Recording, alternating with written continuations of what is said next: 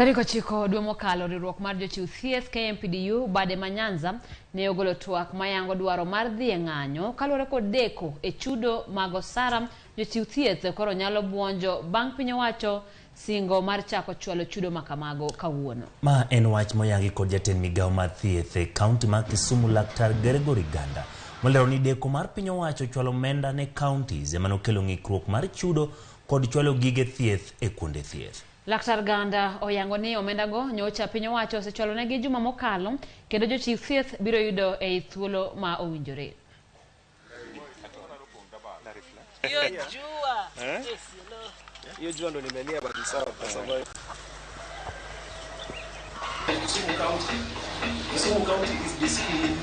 Poko chulo jogi to at least gibo yudo chulgi, gibo yudo salaries kawuono from the bank. Pesa no mi mag nyoro, and so by today probably in the evening gibo chako yudo salaries magi. Gi delay ni obedo cost gi delay mar pesa ma Nairobi. Ing'e ni wan gi git milongo ni equitable share. Nyaka wayud pesa mar national government from the taxes ma ji ose collect to each and every county. Koro ka pesa no delay, then salaries be delay. For the first time sani wasebedo ka dweche ang'wen 4 months ma pok wayudo pesa mag Nairobi. Koro ne wayudo pesa last week.